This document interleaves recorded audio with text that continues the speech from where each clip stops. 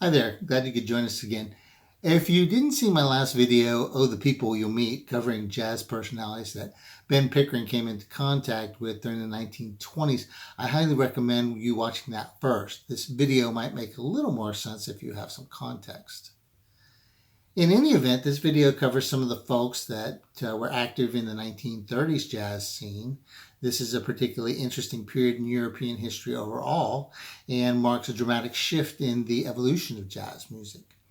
With the demise of the Weimar Republic in Germany following the ascension of power of the Nazis in 1933, jazz was labeled as decadent and forced to move underground in that country.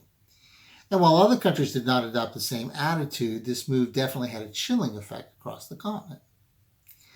Like many musicians, Ben saw the rise of fascism in Europe as a threat and returned to the United States in 1935.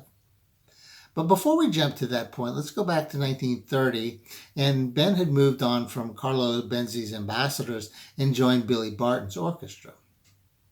Now, Ben had been acquainted with Barton from his days in the Georgians, and Barton had become a member of the Savoy Orpheans, to which Garanti himself had defected in 1927. By 1930, Barton had gained quite a reputation, having recorded with Erwin Schuloff and Julian Fuse. He formed his own band in February 1930, and interestingly enough, although he used primarily American and British musicians, he first called his band the Havana Band. The members included some pretty famous names for the time, such as Tim Cave on the trumpet, Ben on trombone, Harry Pohl on the clarinet and alto sax, Teddy Klein on the alto sax, Theo McKebbin on piano, Mike Danzy on guitar and banjo, Charlie Schaefer on bass, and Eddie Colas on drums and vocals. Now, that same month, they cut 5 tracks in Berlin, which were well received. Later that year, he dropped the Havana part of the name and it became just Billy Barton and his orchestra, or alternatively, Billy Barton and his jazz orchestra. Now, the lineup changed a bit as that year wore on and now featured Barton and Pickering and Pohl and some other familiar names such as Paul DeHont and Fredel Clements on trumpet, Franz Fife on alto sax and clarinet, George Hanschel on piano, and Frank Godel on guitar and banjo, along with newcomers Arthur Broch on bass, and Dick Stoff on drums, and Henry van de Bosch on tuba. Whether he grew tired of Barton and his bandmates, or he was just hungry for a change of scenery, Ben left them in 1932 and joined up with a rather unusual group of musicians, Juan Losas' Tango Dancing Orchestra, ending up in, of all places, Scheveningen, Holland, a place he was quite familiar with. Now, interestingly enough, tango, like jazz, had become big in Europe during the early part of the 20th century. Actually, the tango craze struck Paris earlier than jazz. In fact, just before the outbreak of World War I in 1914, apparently at the time there was the tradition of wealthy Argentine parents sending their sons to Europe as sort of a coming-of-age ritual. And while the elder generations of Argentines frowned upon tango, both the dance and the accompanying music, the young men, full of daring and bravado, embraced the art form and brought it overseas with them. While the traditional tango sextet consisted of 2 bandoneones, 2 violins, a piano, and a double bass, as with jazz, it evolved to include, in some cases, full orchestras. Now, Juan Losas was born in Spain, and while he did not adhere strictly to traditional tango, he was very popular for a short time, particularly in Berlin. In October 1929, for example, his orchestra performed there with Julian Fuse and Erno Geiger, receiving wide acclaim. The following year, he won the Golden Radio Clock in the Berlin Radio Competition, beating out Deus Bella, Marek Weber, and Barnabas von Gretschy. By the time of Ben's arrival in 1932, he had secured a comfortable residency at the Palais de Danse in Scheveningen. Now, Ben seems to have been comfortable in Holland for a time before the itch to move hit once again. In May 1934, he headed for more exotic locales to join Ugo Filippini in Rome, Italy, where they were playing at the Casina della Rose. Now, he also played gigs at the Hotel Washington in Rome and in Spina, which is just northwest of Pisa. Not a lot of information is available on Filippini. It seems he was best known for his work on films, primarily in the 1950s and 60s, both as a conductor and a composer. In September of 1935, Ben made perhaps the most significant move of his career when he got the opportunity to join Tommy Dorsey's orchestra. Now, for jazz fans, Dorsey needs no introduction. If Glenn Miller's orchestra would have been called the Beatles of the swing era of the 1940s, then Tommy Dorsey and his orchestra were like the Rolling Stones. There was no one bigger. In fact, Dorsey loaned Miller the money to get his career started. In the mid-1930s, however, he was just beginning to see his star rise dramatically, and he had just parted ways with his brother Jimmy, with whom he had already been quite successful and struck out on his own.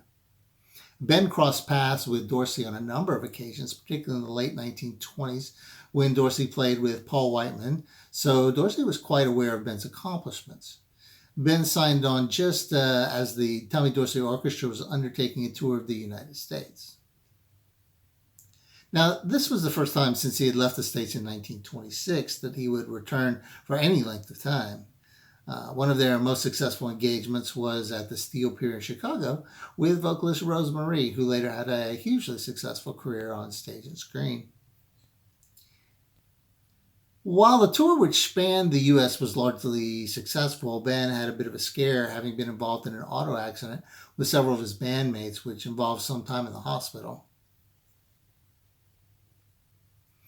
And then again, for reasons unknown, Ben left Tommy Dorsey and returned to Germany in October of 1936 to play for a stint with Kurt Engel.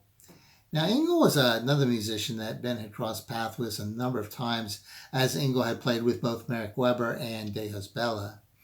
Somewhat unusually for a band leader, Engel was a percussionist and was associated primarily with the xylophone, though he played other percussion instruments as well, including the marimba and vibraphone. In late 1936, Ben returned to the States and connected with the violinist and bandleader Joe Venuti.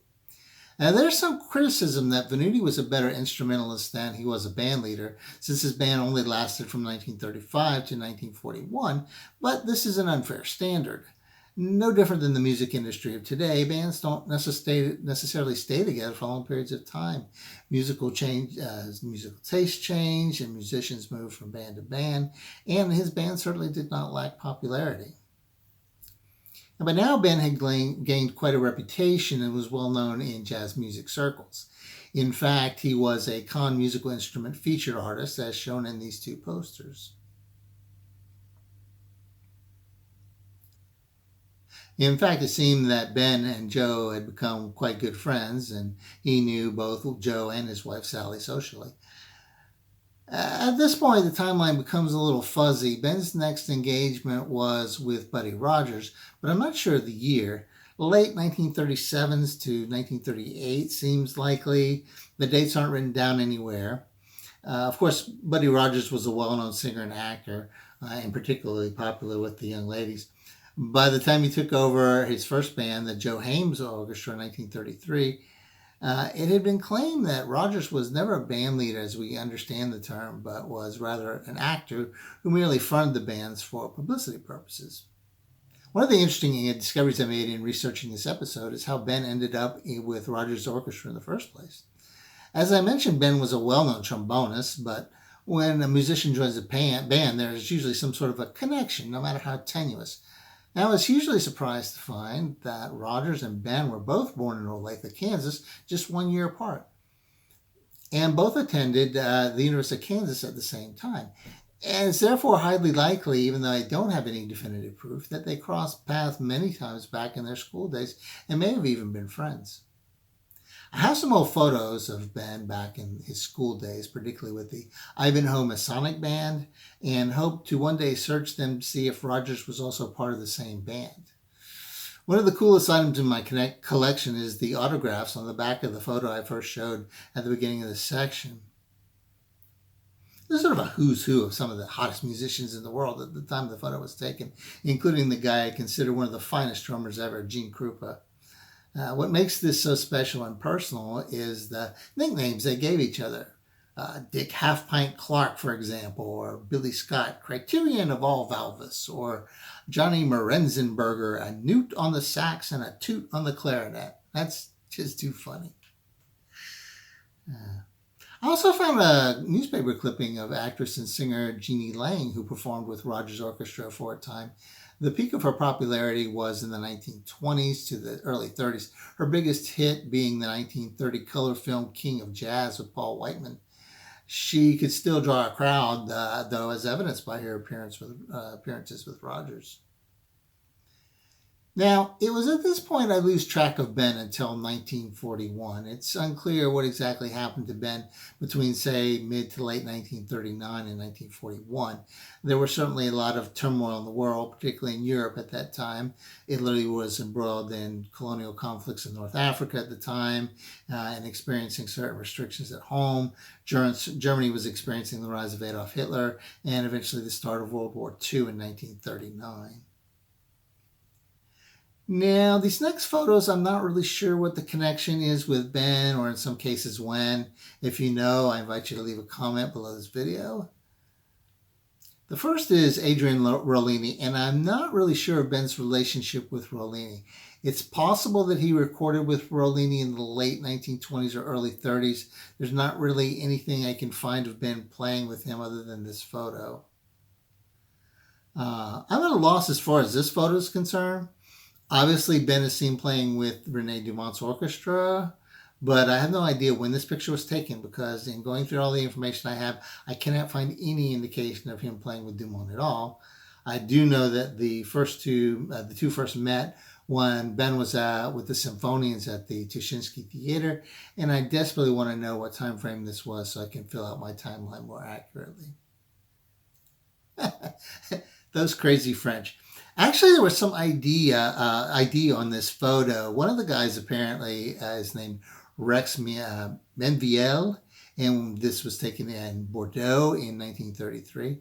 And all I've been able to find is that the I guess it's Pierrotis were a vaudeville type acrobatic clown act that appeared in 3 films in 1937 and 1938. Now, Ben knew Ray well enough to note him on the back of this photo, but again, I don't know what the connection is or how they came into contact with each other. Not sure who these guys are. The photo says Compliments of Harry Fine, but the bandstands are marked with what appears to be an M, so I'm confused. I would love to know who this band is. Apparently they were in Long Island at some point, but would love to know who they are. This is another Mystery Man, an African-American artist, but I'm not sure if this is even in the 1930s. If anybody has information on this, I'd love to know who this guy is. Now, Eddie Peabody, according to the internet, was known as the King of Banjo. He was a big-time radio star in the 1930s who had an extensive career. Now, one fascinating fact about Peabody is that apparently FDR, who was president at the time, sent Peabody on a spy mission to Germany in 1938, using his cover as a performer to collect information. No idea how he came to know Ben, but he really was kind of a cool character. And this is Woody Herman's orchestra from 1939. Woody Herman was, of course, one of the most popular acts in the 1930s and 40s. This guy had multiple Grammy nominations and was credited with being one of the founders of bebop. Of course, that was a little later in his career. I actually intend at some point in the future, once we get through with a lot of Ben's memorabilia, is to actually cover the evolution of jazz up through the bebop swing and bebop eras, even into the modern age. So, look forward to that. Believe it or not, Herman's career spanned an incredible 69 years, from 1918 as a child performer in vaudeville up to his death in 1987. Again, not exactly sure what his connection to Ben is, but I would love to know. Finally, I thought this was kind of interesting. Now, Ben apparently found it so as well, since he clipped it. It's a copy or a representation of the signatures of the big musical stars of the 1930s. Now, I understand collecting autographs was a big thing for previous generations. Now, when I was a kid in the 1970s, it was kind of a thing. I mean, some people had autograph books where they collected signatures of famous people they'd met, but apparently it was a bigger thing with my parents and grandparents. Now, these days you may see an autographed baseball or some other item of sports memorabilia, but it's not really something you see very much these days. Anyway, I guess it was important to have some sort of reference so you could tell if what you had was a genuine item, sort of a neat little thing here. So.